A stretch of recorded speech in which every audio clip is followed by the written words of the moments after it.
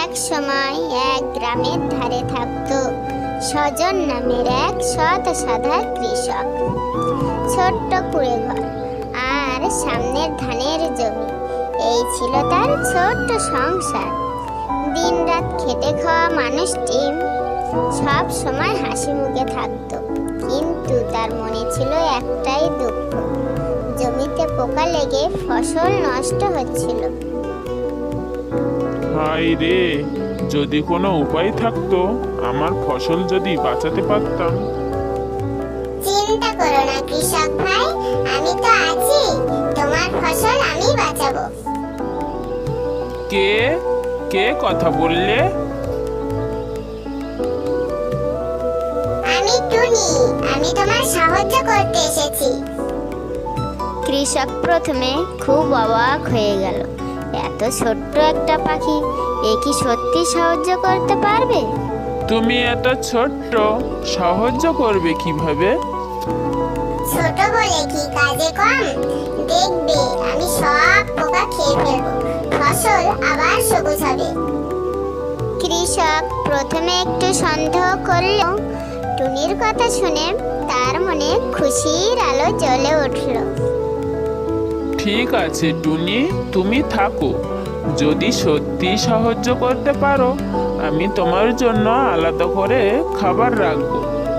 খাবার লাগবে না, শুধু তোমার ভালোবাসাটুকুই যথেষ্ট।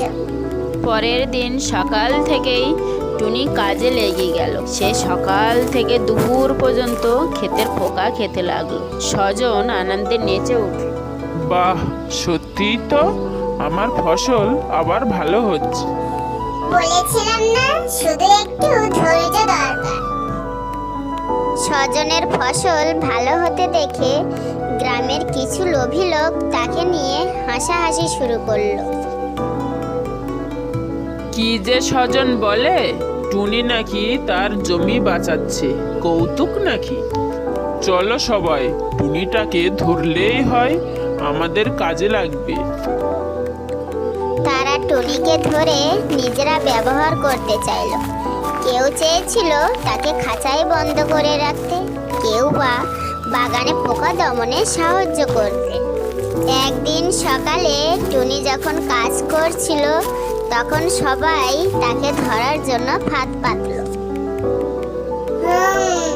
এটা তো ফাঁদ, মানুষরাও কি দুষ্টুমি করতে পারে? টুনি তাদের ফাঁদের ওপর একটুখানি লাঠি ছুঁয়ে দিল, সঙ্গে সঙ্গে খাঁচার দরজা বন্ধ হয়ে গেল। পাশের লোকেরা হতভম্ব। এই পাখিরা তো ভীষণ চালাক। টুনি এবার সোজা উড়ে গেল স্বজনের কাছে। কৃষক ভাই সাবধান, তোমার প্রতিবেশীরা আমাকে ধরতে চাইছে। ওরা আবার কেন? তুমি তো ওদের কিছু করনি। দোষ নেই, পৃথিবীটা এমনই, যারা সাহায্য করে তাদের জন্যই সমস্যা তৈরি হয়। কিন্তু তুমি চিন্তা করো না, আমি বুদ্ধি দিয়ে সব সামলে নেব। টুনি একটি পরিকল্পনা করলো। সেদিন সন্ধ্যায় টুনি লোভী প্রতিবেশীদের বাড়ির আঙিনায় উড়ে গিয়ে জোরে জোরে শব্দ করতে লাগলো, যেন বহু পোকা একসঙ্গে এসেছে। হায় রে, এত পোকা এলো কোথা থেকে? লোকেরা ভয়ে টর্চ হাতে ছুটে আসে। একটা টুনিকেই যদি না ধরতে পারি, এত পোকা সামলাবে কিভাবে ভাই? পরদিন যখন তারা দেখলো স্বজনের ক্ষেতে একটাও পোকা নেই আর নিজের জমিতে পোকা ছেয়ে গেছে, তখন তারা সত্যিটা বুঝলো। আমরা ভুল করেছি, টুনির মতো উপকারী পাখিকে ধরতে চেয়েছিলাম।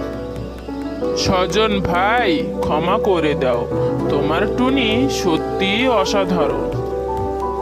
আমার টুনি তো সবার বন্ধু, শুধু ভালোবাসা দেখালে সে তোমাদেরও সাহায্য করবে। ঠিক তাই, আমাকে বন্ধুর মতো দেখো, খাঁচার পাখি হিসেবে নয়।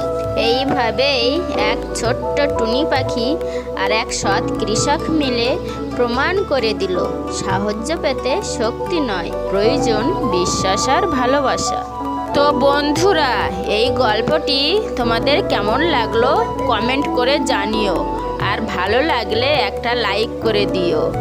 আর এমন সুন্দর সুন্দর গল্প পেতে চ্যানেলটি অবশ্যই সাবস্ক্রাইব করে দিও। নমস্কার।